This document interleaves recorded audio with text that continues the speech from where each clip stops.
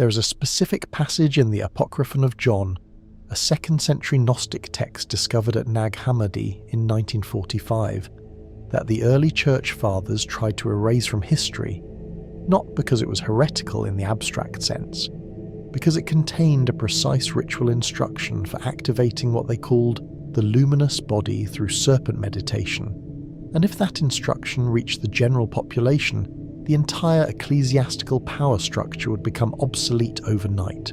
The technique involves visualizing a serpent of light rising from the base of your spine to the crown of your head, while performing a specific breathing pattern the text calls the breath of Sophia. When practiced correctly for 21 consecutive days, practitioners report spontaneous mystical experiences, dramatic shifts in consciousness, and direct access to what the Gnostics called gnosis, without requiring a priest, a church, or any external mediator whatsoever. This is not mythology. This is not symbolic language meant to be interpreted through theological frameworks. This is a literal physical practice that 9 separate ancient civilizations developed independently, and the reason you have never heard of it is because the Council of Nicaea in 325 CE specifically targeted texts containing these instructions for destruction. The Archons fear this practice because it bypasses every control mechanism they embedded in institutional religion. In the next 2 hours, you will learn the complete historical lineage of serpent goddess worship across 9 cultures, the exact meditation techniques each tradition preserved, the neurological mechanisms that explain why these practices produce measurable results, and a 30-day roadmap for integrating this work into your own direct experience. You are ready for this information because you found this video, and the algorithmic intelligence that governs digital platforms does not surface content like this to unprepared consciousness. Let me demonstrate the core concept immediately, so you understand we're not engaging in theoretical spirituality. Sit with your spine straight. Place your attention at the base of your spine, specifically at the perineum. Breathe in slowly through your nose for a count of 4, while visualizing a coiled golden serpent beginning to unwind at that location. Hold the breath for a count of 4 while the serpent begins to rise along your spine. Exhale for a count of 4 while the serpent continues rising toward the crown of your head. Hold empty for a count of 4 while the serpent reaches the top of your skull and spreads its hood. Repeat this 3 times right now. Most people will feel heat, tingling, or a distinct energetic movement along the spine within the first attempt. This is not imagination. This is your direct experience of what the Hindus call Kundalini, what the Egyptians encoded in the Uriya symbol, what the Minoans depicted in their snake goddess figurines, and what the Gnostics described as Sophia's serpent teaching Adam and Eve the path to liberation. The physical sensation you just experienced is the same phenomenon that 9 ancient cultures built entire religious systems around, and by the end of this video, you will understand exactly why this practice was systematically suppressed and how to reconstruct it in your own body. The promise I am making to you is specific and verifiable. By the time you finish this video, you will possess the historical documentation proving that serpent goddess worship was the dominant spiritual paradigm before patriarchal sky god religions. You will have the actual techniques each culture used to activate serpent energy in the body. You will understand the neurological and energetic mechanisms that make these techniques effective, and you will have a structured practice protocol that allows you to test these claims in your own direct experience within 30 days. This is not faith-based religion. This is experiential spirituality grounded in historical evidence and reproducible results. If the techniques do not produce measurable changes in your consciousness, energy levels, and perceptual capacity within a month, then discard everything I am telling you. But the reason 9 separate civilizations across 5,000 years all converged on the same serpent goddess. Iconography is because the practice works, and the suppression happened because it worked too well to be allowed to continue. The historical foundation begins in Sumer, the oldest civilization we have written records from, dating to approximately 3500 BCE. The goddess Inanna appears in cuneiform tablets as Ninshuba's companion, the Queen of Heaven, associated explicitly with the planet Venus, and depicted holding or entwined with serpents in temple friezes that survive to this day. The critical text is the Descent of Inanna, recorded on clay tablets now housed in the British Museum and the Louvre. This is not a creation myth or a moral fable. This is an initiatory manual describing a specific consciousness journey that requires the practitioner to descend through 7 gates, surrendering aspects of ego identity at each threshold until they reach complete dissolution in the underworld, followed by resurrection with gnosis the upper world cannot access. The serpent in Inanna's iconography represents this death-rebirth cycle, the shedding of old forms to allow new emergence, which is exactly what a serpent does when it molts its skin. The Sumerians understood this as a biological metaphor for consciousness transformation. They built temple complexes where initiates would undergo ritual descent experiences, including sensory deprivation, prolonged fasting, entheogenic plant medicines, and serpent meditation techniques designed to induce ego death and rebirth states. Archaeological evidence from the Temple of Inanna at Uruk shows architectural features consistent with initiation chambers, including underground rooms accessed by descending staircases, drainage systems suggesting ritual purification, and serpent imagery carved into every significant threshold. This was not abstract worship. This was practical instruction for consciousness transformation, using the serpent as the central guiding symbol. The technique the Sumerians used, reconstructed from fragmentary ritual texts and comparative analysis with later traditions, involved lying in complete darkness for 3 days while performing a breathing pattern synchronized with visualizations of descent. The practitioner would imagine themselves as Inanna passing through each gate, removing symbolic garments representing attachments to identity, status, relationships, beliefs, memories, until nothing remained except pure awareness. At the nadir of the descent in complete ego dissolution, the serpent would appear in inner vision, and its instruction would constitute the gnosis specific to that initiate's consciousness.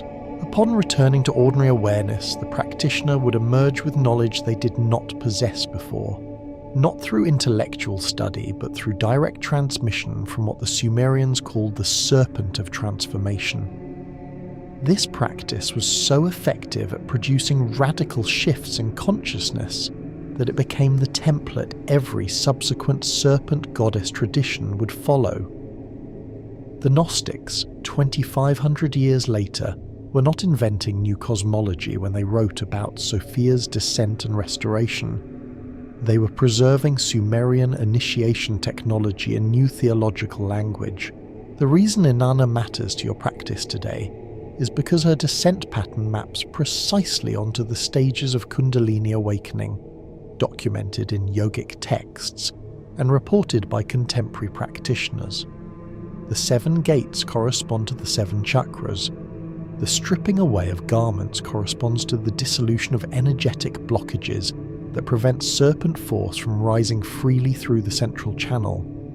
The death in the underworld corresponds to the ego dissolution that occurs when Kundalini reaches the crown chakra and the sense of separate self temporarily collapses. The resurrection corresponds to the integration phase, where the expanded consciousness stabilizes into a new baseline state. If you practice the breathing technique I gave you earlier for 21 days, you'll move through a miniature version of Inanna's descent. The first week you will encounter resistance, distractions, doubt about whether anything is happening. This is the first gate. Continue anyway. The second week, you will experience emotional releases, old memories surfacing, unexpected crying or anger. This is the second and third gates. Continue anyway. The third week, you will have moments of profound peace, spontaneous insights, perceptual shifts where reality looks different. This is the resurrection beginning.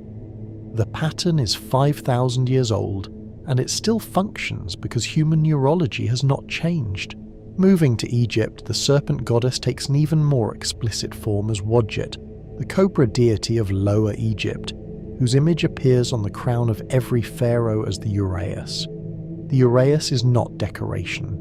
It is a visible symbol that the ruler has undergone initiation into serpent wisdom and now carries the protective power of the goddess. The hieroglyphic texts from the Temple of Wadjet at Per Wadjet, modern-day Tel El Farain, describe her as the Eye of Re and the flame that burns the enemies of the divine order. But the deeper mystery traditions preserved in Hermetic texts and the Corpus Hermeticum compiled centuries later reveal that Wadjet was the Egyptian manifestation of the same serpent force the Sumerians called Inanna's companion. The Egyptian initiation system, particularly the Osirian mysteries practiced at Abydos and the Isis mysteries practiced at Philae, used serpent meditation as the foundational technique for achieving what they called sekemic arousal, the awakening of divine power latent in the human body. Sekemic arousal is kundalini by another name. The hieroglyph for Sekhem shows a scepter with a cobra head, and initiates who successfully activated this force were granted the title Serpent of Wisdom, indicating they had completed the transformation. The practical technique the Egyptians used survives in fragmentary form in the Leiden Papyrus and the Berlin Papyrus, both magical texts from the Greco-Roman period that preserve much older practices. The core method involves visualization of the uraeus rising from the sacrum, which the Egyptians called the seat of generation, up through the spine, which they called the Jed pillar, to the crown, which they called the Benben stone. The practitioner would perform this visualization while chanting specific vowel sounds, particularly A-C-L-A for the lower body, E for the heart, and Twi for the head, creating a sonic resonance that amplified the energetic movement. Modern practitioners who have reconstructed this technique report that the vowel chanting produces measurable vibrations in the corresponding body regions, and when combined with the serpent visualization and breath control, generates intense heat, energetic currents, and altered states of consciousness that match descriptions from ancient Egyptian initiation accounts. This is not belief. This is bioacoustic technology combined with focused attention and breath, producing neurological effects that were systematically studied and refined over 3,000 years of Egyptian civilization. The connection between the Egyptian serpent goddess and Gnostic Sophia becomes explicit when you examine the Isis cult that spread throughout the Mediterranean world in the Hellenistic period. Isis was syncretized with Wadjet and became the primary goddess of wisdom, magic and resurrection mysteries. Her myth describes how she reassembles the scattered body of Osiris, resurrects him through magical knowledge, and conceives Horus, the divine child who represents restored consciousness. This is the exact pattern Gnostic texts describe with Sophia. She falls into matter, her divine light becomes scattered and trapped, she cries out for restoration, and through gnosis, she is reassembled and elevated back to her proper place in the pleroma. The serpent is the symbol of this resurrection power, because the serpent sheds its skin and emerges renewed, which is what consciousness does when it undergoes genuine transformation. The Isis initiation temples operated well into the 4th century CE, competing directly with early Christianity, and historical records show that Christian converts often came from Isis mystery schools because the practices were similar. Both involved death rebirth symbolism, divine feminine wisdom figures, and promises of immortality. The critical difference was that Isis initiation required personal practice and direct experience, while Christianity offered salvation through belief in Jesus as intermediary. Christianity won the institutional battle because it required less effort from adherents. but the mystery tradition preserved the actual technology. The Minoan civilization on Crete, flourishing from approximately 2700 to 1450 BCE, provides the most visually striking evidence of serpent goddess worship in the form of faience figurines discovered at Knossos by archaeologist Arthur Evans in 1903.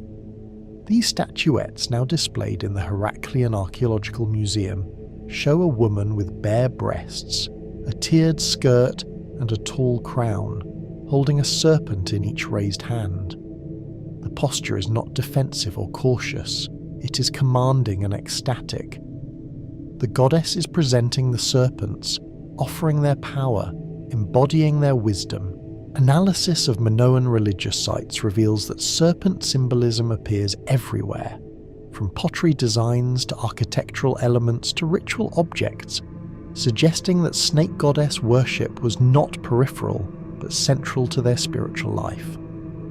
The lineae tablets we cannot yet fully decipher likely contain ritual instructions for serpent practices, but even without textual evidence, the archaeological record is unambiguous. The Minoans worship the serpent goddess as their primary deity, and their civilization lasted over 1,000 years without the warfare, fortifications, and hierarchical oppression that characterize later patriarchal societies.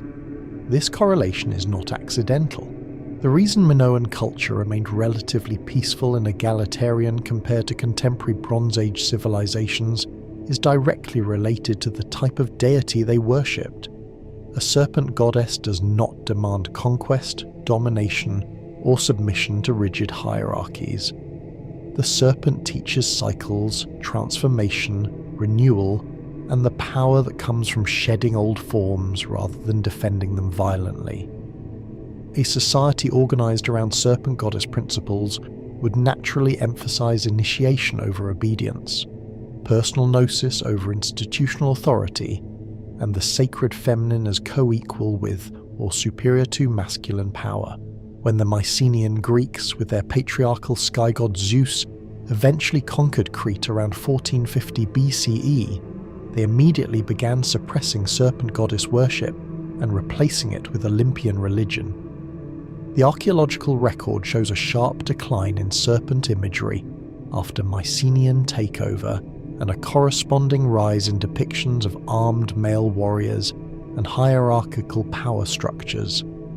This pattern repeats across history.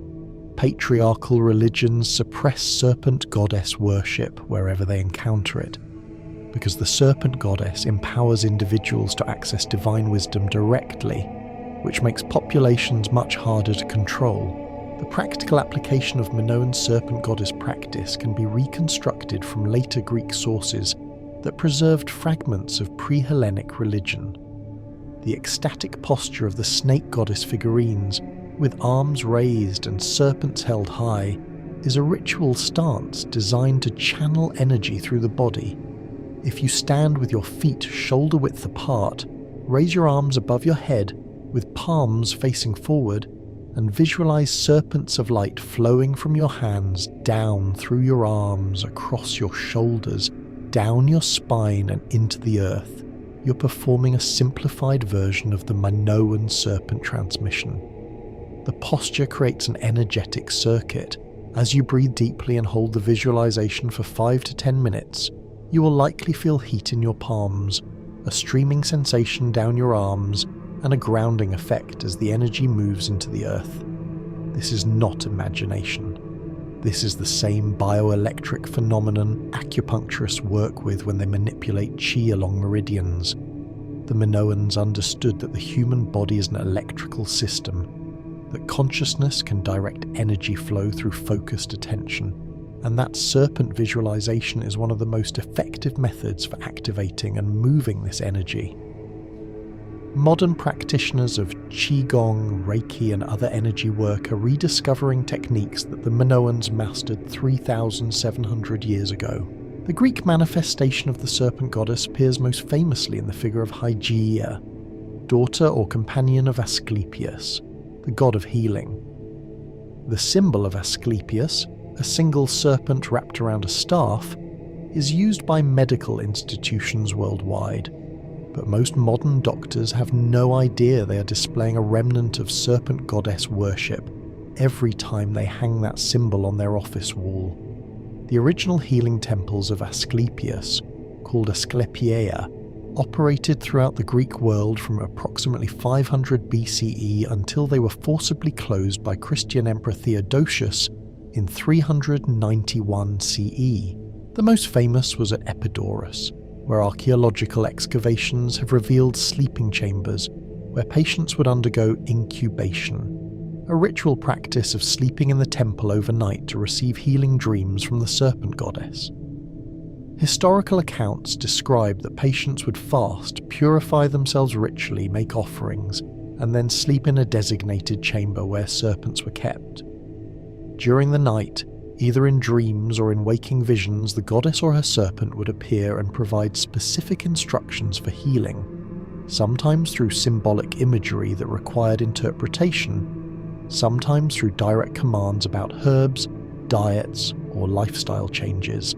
Modern analysis of surviving case reports carved into stone tablets at Epidaurus shows a success rate that contemporary medicine would find remarkable, particularly for chronic conditions, psychological disorders, and autoimmune diseases that conventional treatment struggles with. The reason Asclepian healing worked is because it operated on principles that modern medicine is only beginning to rediscover, that the mind and body are not separate systems, that consciousness directly affects physiology, that symbolic imagery can trigger profound healing responses, and that altered states of consciousness provide access to information that ordinary waking awareness cannot reach. When a patient slept in the temple and encountered the Serpent Goddess in a dream, they were experiencing what neuroscience now calls the default mode network temporarily shutting down, allowing unconscious processing systems to surface material that the conscious mind had been suppressing or ignoring. The serpent in the dream was not an external entity. It was a symbolic representation of the patient's own healing intelligence, their own inner wisdom about what needed to change to restore health. The genius of the Asclepian system was that it provided a ritual container, a sacred context, and a symbolic language that allowed this unconscious healing intelligence to communicate effectively with the conscious mind. Christianity destroyed these temples not because they were ineffective, but because they were too effective, and they operated without requiring belief in Jesus, without church authority, without priestly mediation. A healing system based on direct dream contact with the Serpent Goddess was an existential threat to a religion that claimed all healing power came from God through Jesus through the church. So the temples were burned, the priests were killed or converted, and the practice was driven underground. However, the technique survived in fragmentary form and can be reconstructed. The core method involves preparing your sleeping space as sacred space, performing ritual purification through bathing and fasting for at least 12 hours before sleep, setting a clear intention for what you need healing wisdom about, and then using a specific visualization as you fall asleep. Lie on your back, hands at your sides, and visualize yourself in a temple chamber. See stone walls, flickering oil lamps, and the presence of serpents moving peacefully in the space. Call inwardly to Hygeia, or simply to the Serpent of Healing Wisdom, and ask for guidance. As you drift towards sleep, maintain the visualization of the temple and the serpent as long as possible. Most practitioners report that if this is done with genuine intention and proper preparation, they will have unusually vivid dreams that night, and within those dreams, serpent imagery will appear offering symbolic or direct guidance. Upon waking, immediately record the dream before analysis, because the meaning often becomes clear days later when the recommended action proves effective. This practice requires patience. Ancient initiates would sometimes sleep in the temple for multiple nights before receiving clear guidance. But practitioners who commit to the process consistently report breakthroughs on issues that conventional approaches failed to resolve. The Hindu tradition provides the most comprehensive and preserved system of serpent goddess worship through the concept of Kundalini Shakti and the goddess Manasa. Kundalini is described in the Upanishads, systematized in tantric texts like the Hatha Yoga Pradipika and the Shiva Samhita, and actively practiced by millions of yogis today. The core teaching is that a dormant serpent power lies coiled 3.5 times at the base of the spine in a subtle energetic structure called the Muladhara chakra. Through specific practices involving breath control, physical postures, mental concentration and mantra, this serpent force can be awakened and guided to rise through the central channel called Sushumna Nadi, passing through 7 chakras until it reaches the crown chakra called Sahasrara. When Kundalini successfully reaches the crown and unites with Shiva consciousness located there, the practitioner experiences Sahaja Samadhi, the natural state of enlightened awareness. This is not theoretical philosophy. This is a detailed technical manual describing a reproducible process that thousands of documented practitioners have completed, with remarkably consistent reports of the stages, sensations, challenges and outcomes. The specificity of Kundalini Yoga is what distinguishes it from vague New Age spirituality. The texts describe exactly which breath techniques to use at which stage. They explain that beginners should start with Nadi Shodhana, alternate nostril breathing, to purify the energy channels before attempting to raise Kundalini. They warn that attempting to force Kundalini awakening without proper preparation can cause serious physical and psychological problems because the nervous system is not equipped to handle the intensity of energy that moves through when the serpent fully awakens. They prescribe specific dietary practices, sexual practices, meditation techniques, and ethical disciplines that create the conditions for safe Kundalini awakening. The goddess Manasa, worshipped throughout Bengal and other regions of India, represents the protective aspect of serpent power. She is invoked to guard practitioners during Kundalini practice and to ensure that the awakening happens according to natural timing rather than forced ambition. The tantric texts consistently emphasize that Kundalini awakening must be guided by someone who has completed the process themselves, because navigating the terrain of consciousness transformation requires maps that only direct experience can provide. The technique that produces the safest and most effective Kundalini awakening, according to contemporary teachers in unbroken lineages, involves daily practice of the following sequence for a minimum of 6 months before attempting direct Kundalini raising. First, establish a twice daily meditation practice, morning and evening, 20 to 30 minutes each session, focusing on breath awareness without manipulation. This stabilizes attention and builds the concentration required for later stages. Second, practice physical postures, particularly spinal flexibility exercises, hip openers, and inverted poses to prepare the body to handle increased energy flow. Kundalini moving through a rigid spine is like electricity through a kinked wire. It causes damage. Third, study the philosophical frameworks of yoga so that when unusual experiences begin occurring, you have conceptual models to make sense of them without either dismissing them as imagination or inflating them into delusions of grandeur. Fourth, find a teacher or community of practitioners who can provide guidance and reality checking as the process unfolds. Kundalini awakening is not a solo endeavor.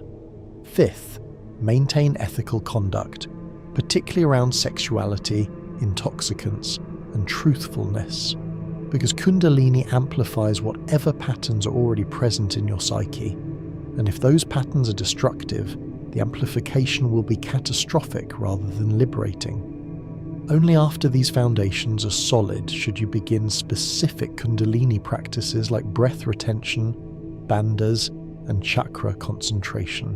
When the foundational work is complete and you're ready to begin activating Kundalini, the classical technique involves sitting in a stable meditative posture with the spine erect, performing a series of rapid, forceful exhalations called Kapalabhati, to generate heat and energy in the lower abdomen, then engaging 3 energy locks called bandhas to seal the energy into the central channel.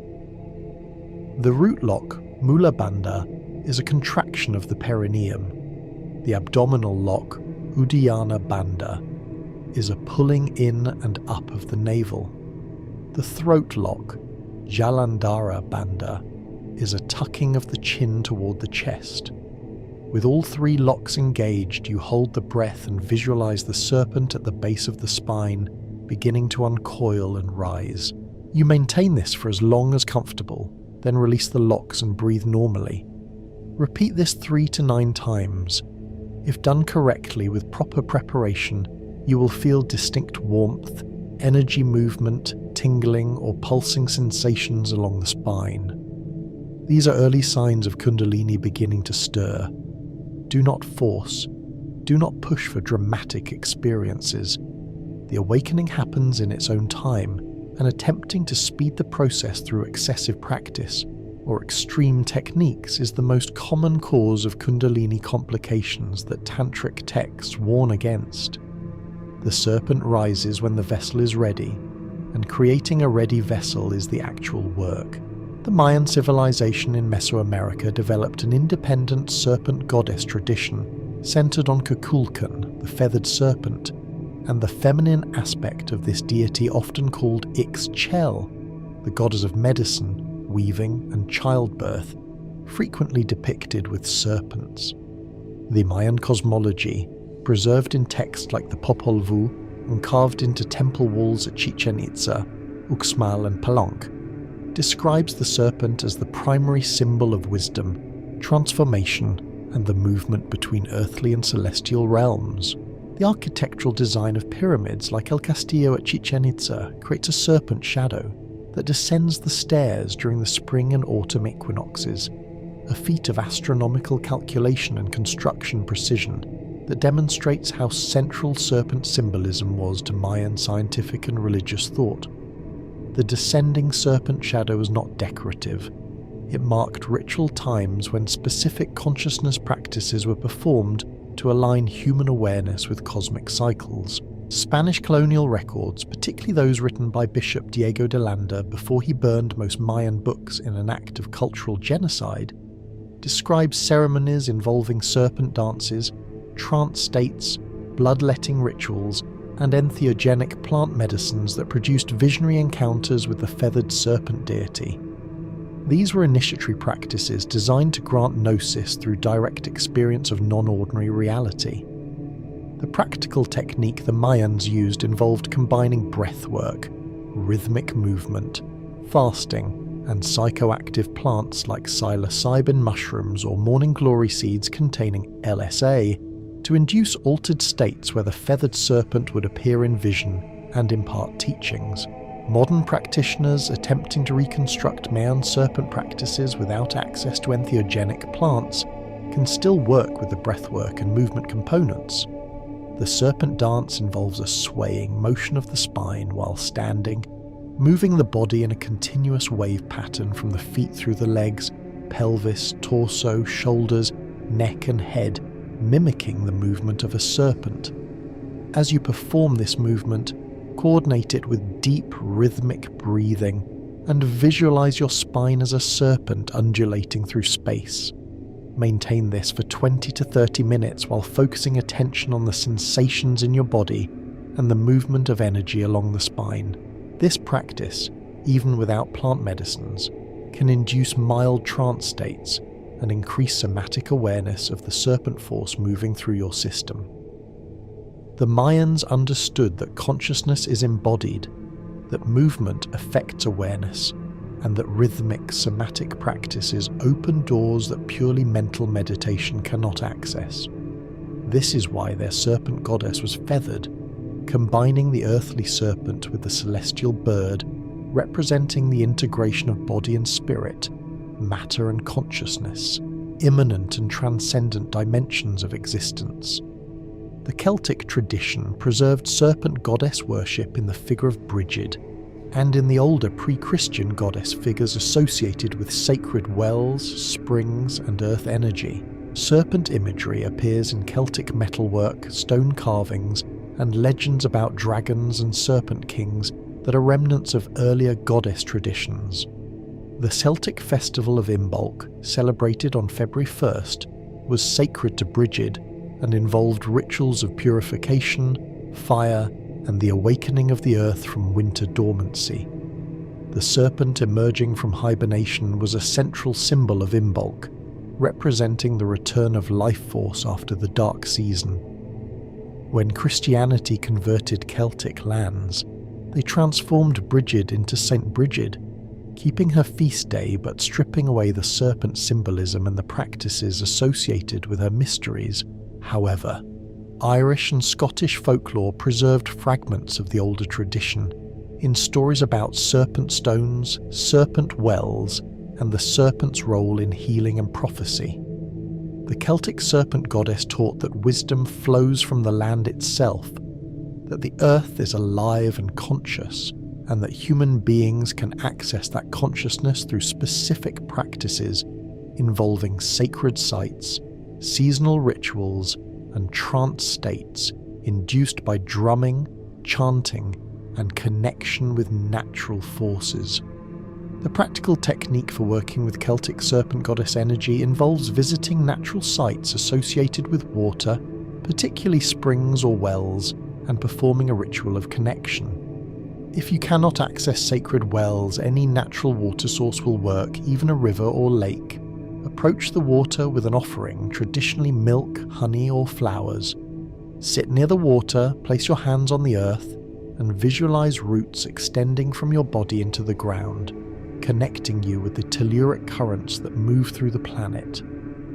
The Celts understood these currents as serpent lines, pathways of earth energy that intersect at sacred sites. Modern researchers studying ley lines and geomagnetic anomalies at ancient megalithic sites have found measurable electromagnetic variations that correlate with locations the Celts considered sacred. As you sit connected to the earth, call inwardly to Brigid or to the serpent of the land and ask for wisdom about your current life situation. Then enter a receptive state, quieting your thoughts and opening your awareness to impressions, images, feelings, or sudden knowings that arise.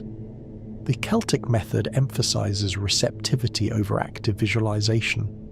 You're not creating the experience, you're allowing the land's consciousness to communicate with you. Practitioners report that this approach often produces unexpected insights that feel qualitatively different from their own thoughts, as if information is being received from an external source, which from the Celtic perspective it is. The serpent goddess speaks through the living earth itself.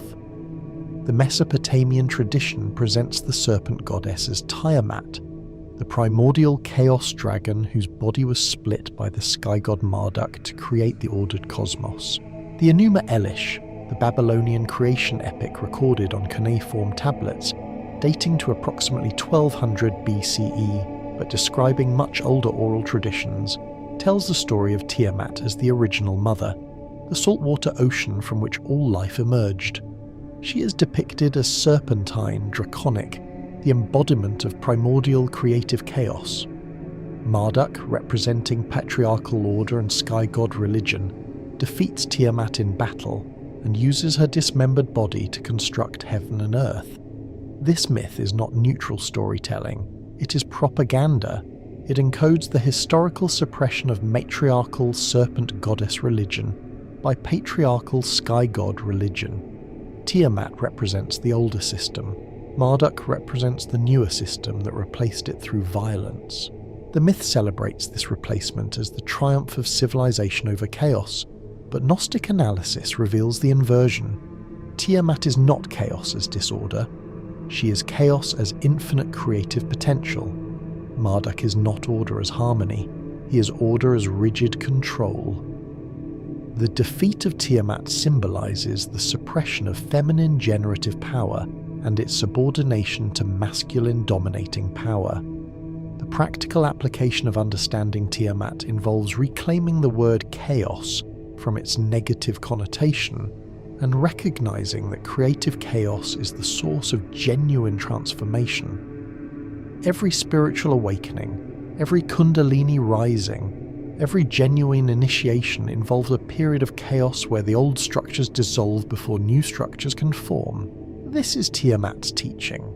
The serpent goddess as primordial chaos is not something to fear or suppress. She's the necessary phase of dissolution that allows rebirth.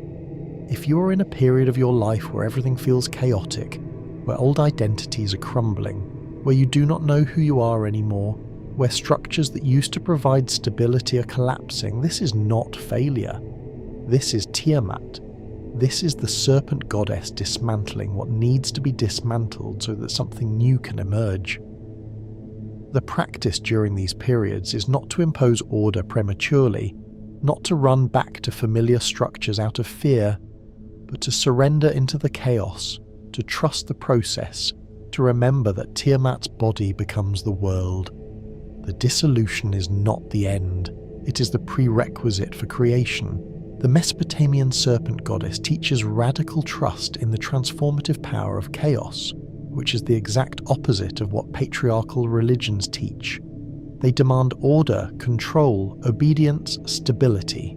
She offers dissolution, surrender, chaos, and the promise that on the other side of that chaos is a more authentic form than what you are defending.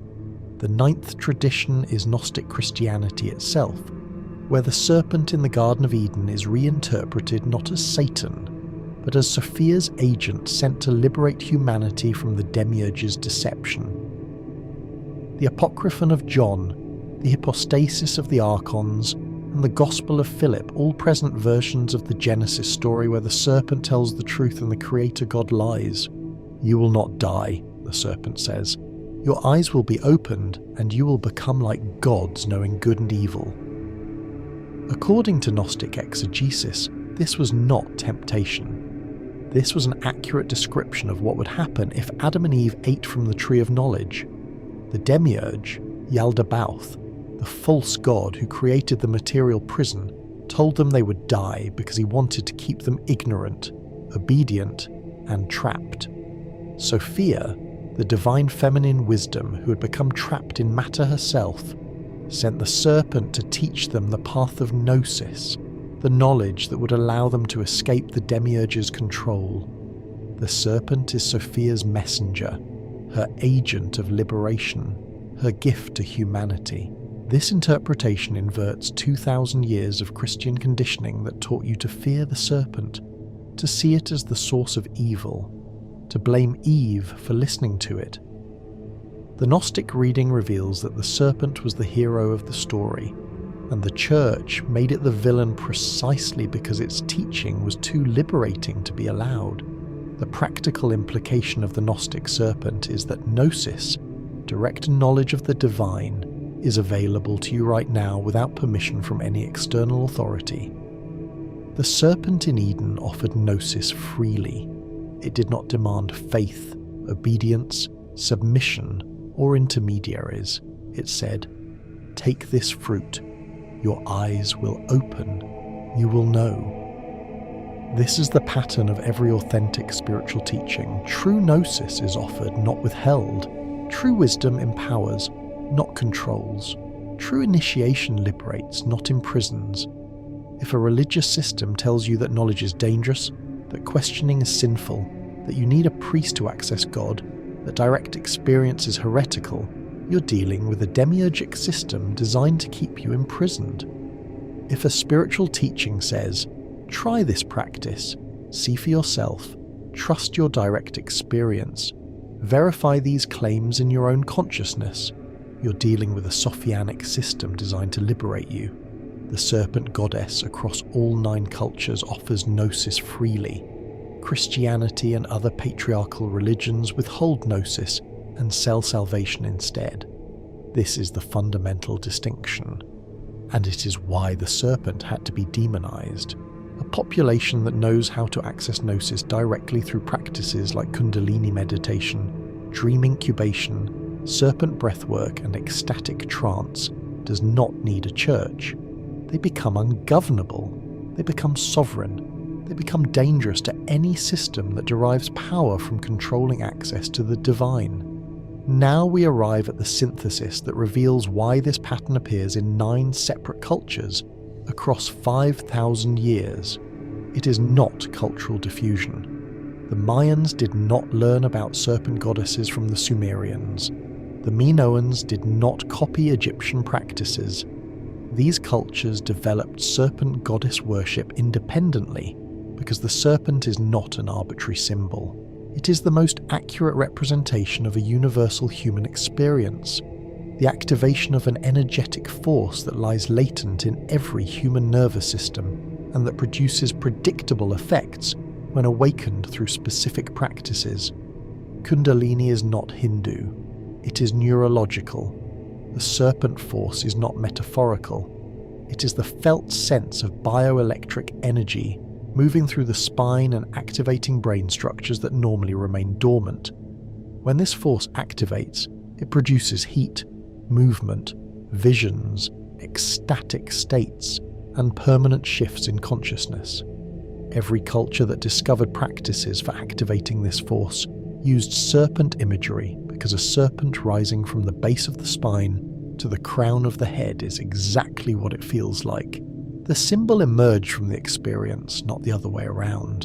And because human neurology is universal, the same symbol emerged everywhere humans practice these techniques.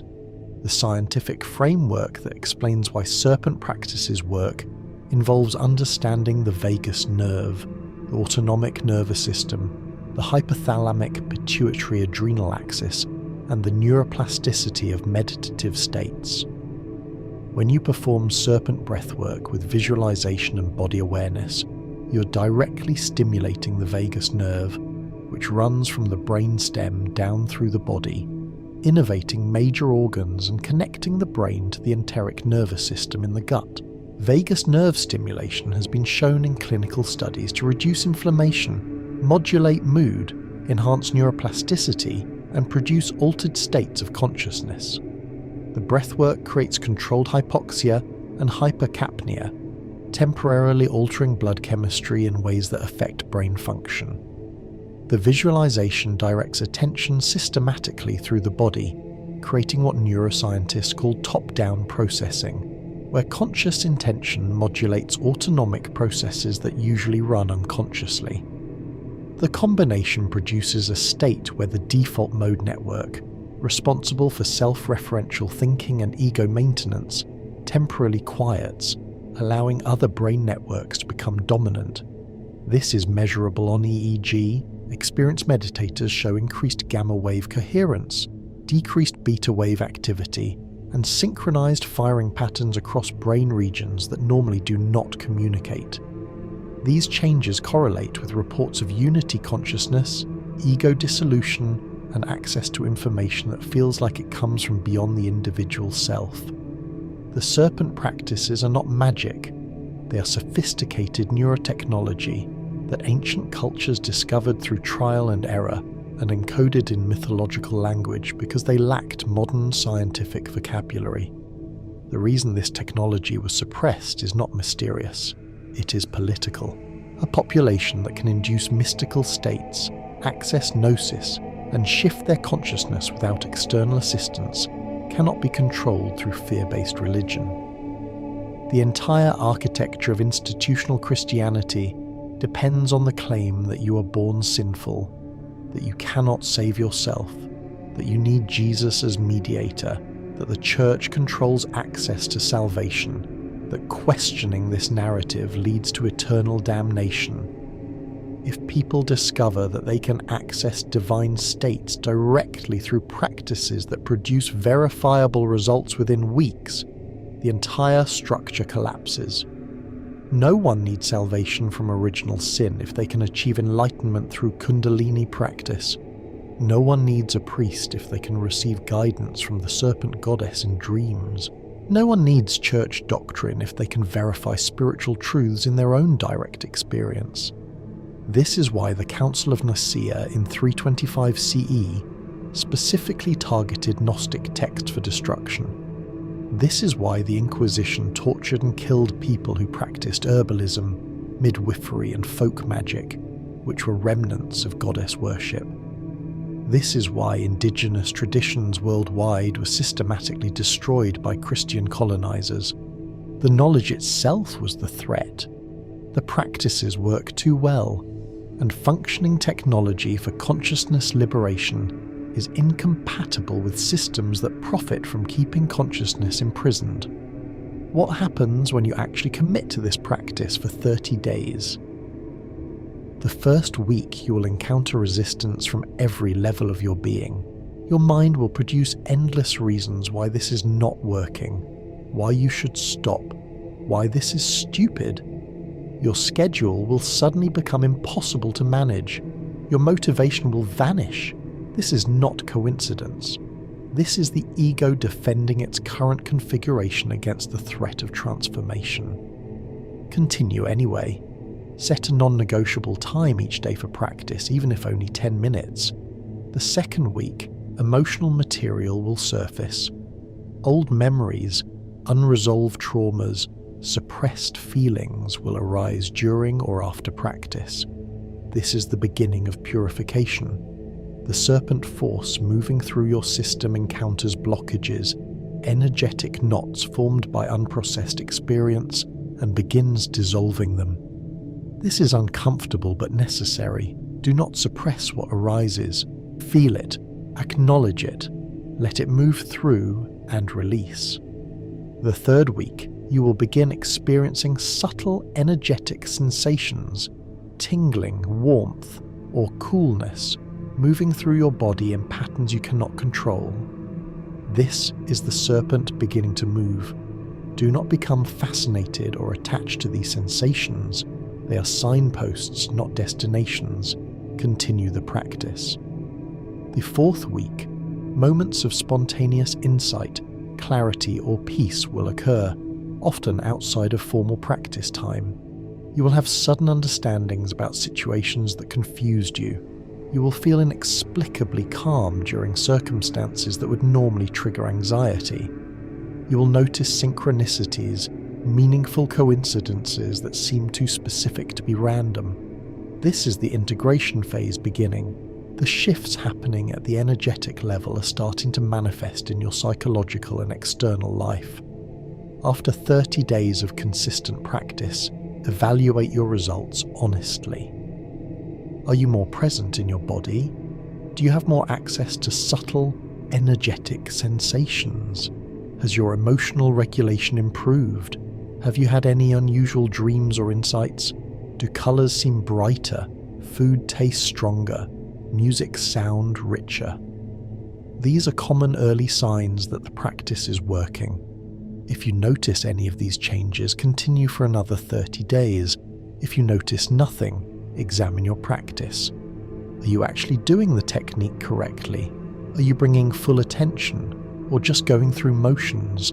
Are you practicing at the same time each day to build a rhythm? Are you creating proper conditions, quiet space, no distractions, committed time? Most people who report nothing happened were not actually doing the practice fully. Genuine practice with proper technique produces results. If after 60 days of correct practice you still experience nothing, then this particular approach may not be your path and you should explore other methods. But the statistical likelihood, based on thousands of years of practitioner reports across cultures, is that if you do the work, you will get results. The advanced variations involve combining serpent breathwork with sound, movement, and mental imagery to amplify effects. The sonic component uses seed syllables, called bija mantras in Sanskrit, that correspond to each chakra. The root chakra sound is lam, pronounced with a long A sound. The sacral chakra sound is vam. The solar plexus is ram. The heart is yam. The throat is ham. The third eye is om. The crown is silence, or NNNNN, a humming sound. As you perform serpent breath and visualize the energy rising, you can chant each sound at the corresponding location. This creates a vibrational resonance that intensifies the energetic activation. Start with 3 rounds of breath and sound. gradually increasing to 9 rounds as your capacity builds.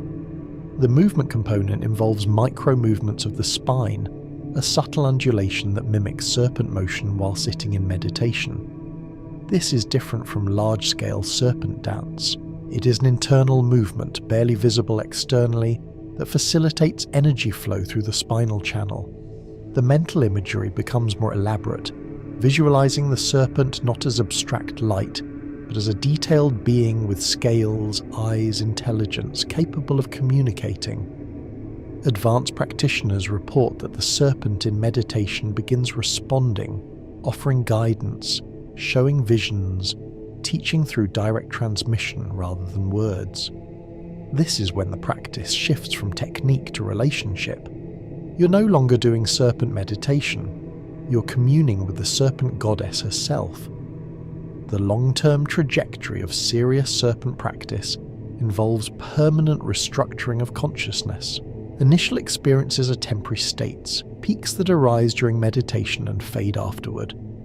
But with sustained practice over months and years, these states begin stabilizing into traits. What was once a peak experience becomes your baseline. The sense of energetic aliveness in the body becomes constant.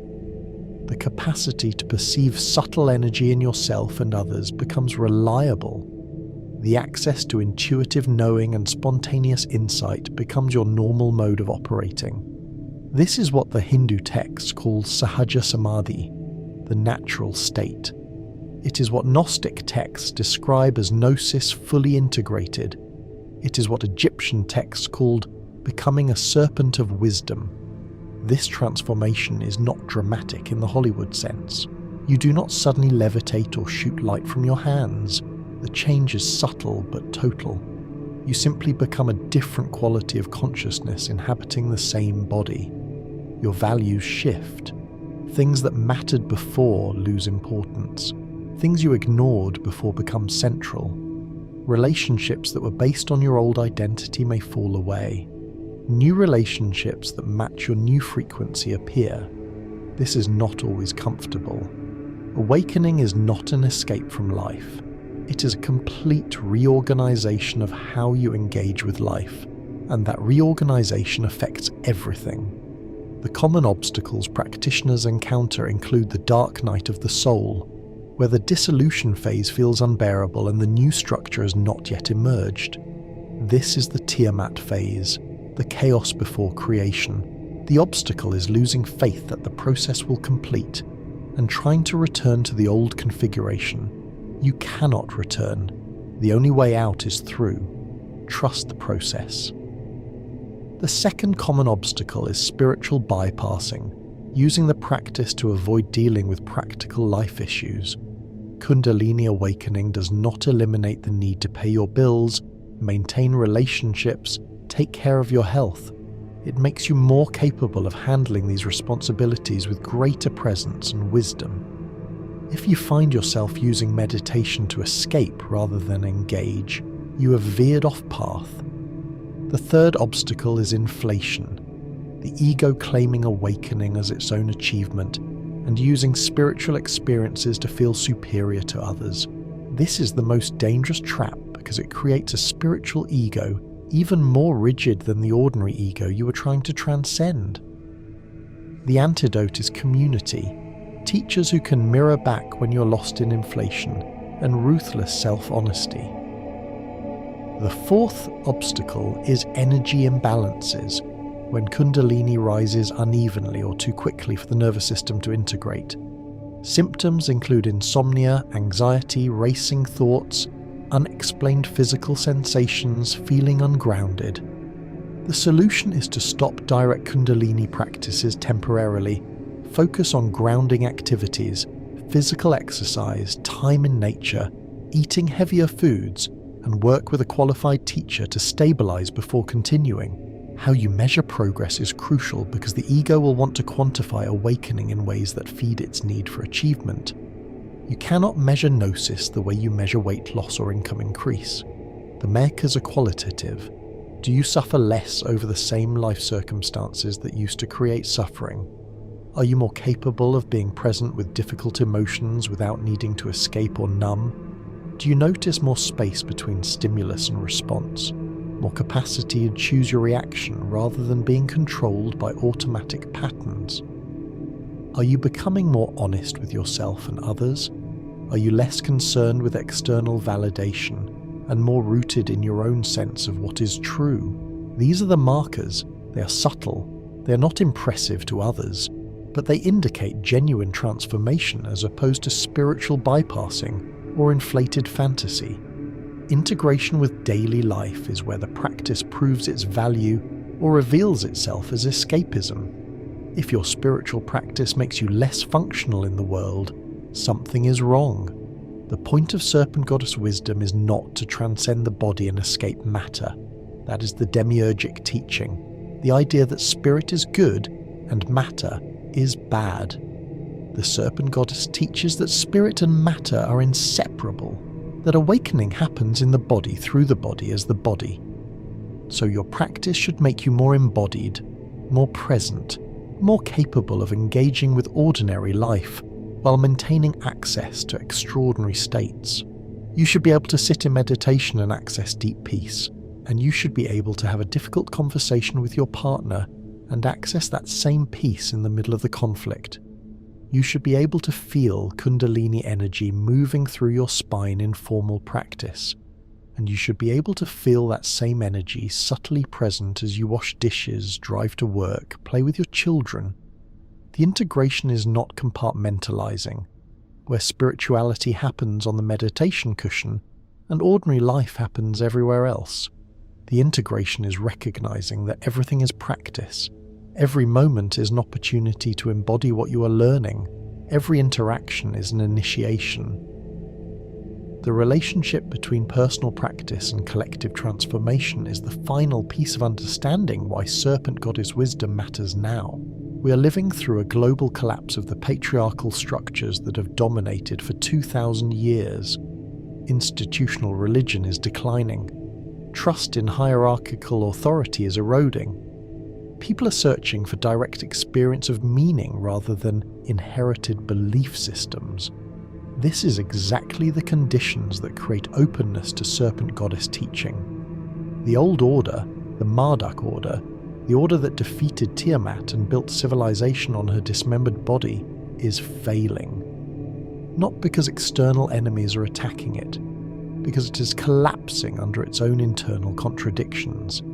A system based on domination, extraction, and suppression of the feminine cannot sustain itself indefinitely. And we are witnessing its death throes. This is not comfortable. This is the chaos phase. This is Tiamat returning.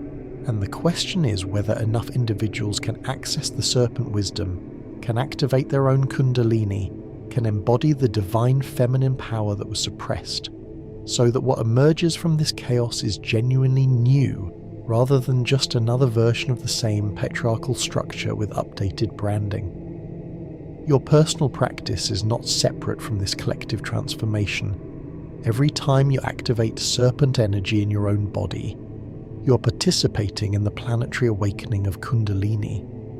Every time you access Gnosis directly without needing external authority to validate it, you're withdrawing energy from systems that depend on controlling access to the divine. Every time you embody the Serpent Goddess wisdom in your daily life, you are seeding a different future.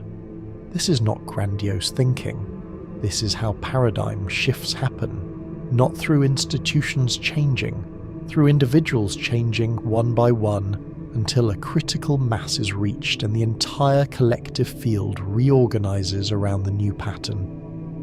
The Serpent Goddess was never destroyed. She went underground. She waited.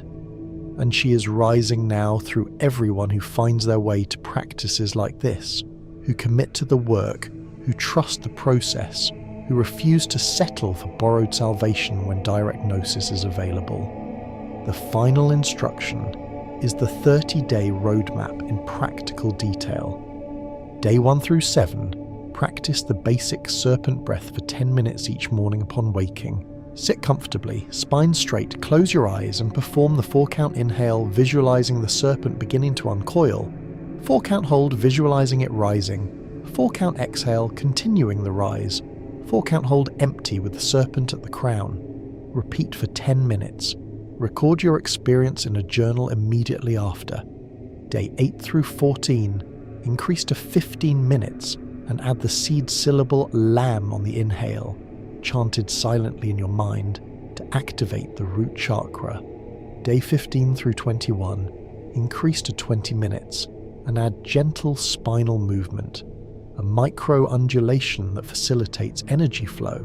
Day 22 through 30, maintain 20 minutes but add a 5-minute period at the end where you simply sit in silence, observing whatever sensations, thoughts or images arise, without trying to control or interpret them. This is the receptive phase where the Serpent Goddess can communicate if she chooses. At the end of 30 days, evaluate your results and decide whether to continue, modify, or explore related practices. The related practices that complement serpent work include dream yoga for receiving guidance through sleep, energy healing modalities like Reiki or Qigong for learning to perceive and move subtle energy consciously, somatic practices like dance or martial arts that teach you to be present in your body, and plant medicine ceremonies with experienced guides if you're called to that path. Each of these practices works with the same fundamental reality that the Serpent Goddess represents. Consciousness is not produced by the brain. Consciousness uses the brain as an instrument. Energy is not metaphor. Energy is the substrate of reality, and you can learn to perceive and influence it. The body is not a meat vehicle for the soul. The body is the soul in material form. Awakening does not happen somewhere else after you die. Awakening happens here, now, in this body, in this life, through practices that engage your whole being, not just your intellectual understanding. The community resources available to support your practice include online forums where practitioners share experiences and troubleshoot challenges, though discernment is required because many online spiritual communities are filled with ego inflation and misinformation. Better sources are lineage-based organizations that maintain unbroken transmission from teacher to student, ensuring the practices are taught correctly. The Bahar School of Yoga for Kundalini practices, the Gnostic Society organizations for Gnostic study and practice, authentic Tantra teachers who are not using Tantra as a branding strategy for workshops on sacred sexuality, but are teaching the full spectrum of Tantric practice, including philosophy, ritual, and meditation. Local meditation groups focused on direct experience rather than religious belief. Retreat centers where you can immerse yourself in intensive practice for extended periods, which accelerates progress significantly compared to daily home practice alone. And most importantly, finding a qualified teacher who has walked the path themselves, who can guide you through obstacles, who can recognize where you are in the process, and who can adjust practices to match your specific constitution and life circumstances. The inspiration for this final section is not motivational rhetoric. It is the simple truth that you are capable of this work. The Serpent Goddess is not reserved for special people. She's not only accessible to saints, mystics, or renunciates. She's the birthright of every human being because every human being has a spine, a nervous system, and the latent capacity for consciousness transformation. The practices work because human neurology is designed for awakening. We are built for this. The machinery is already installed, it just needs to be activated. And activation does not require belief, it requires practice. You do not need to believe in Kundalini for Kundalini to rise. You do not need to believe in the Serpent Goddess for the serpent force to move through you. You need to do the technique correctly and consistently. The results will create belief through direct experience. This is the beauty of Gnosis. It is self-validating. You know because you know, not because someone told you, or because you read it in a book, or because you have faith. You know because you felt it, experienced it, lived it. And once you have tasted genuine gnosis, once the serpent has risen even partially, you cannot unknow it. Your life is forever divided into before and after, and the after is not perfect bliss. It is something better than bliss. It is authenticity. It is alignment. It is the felt sense of living from your actual nature rather than performing a role. It is coming home to yourself.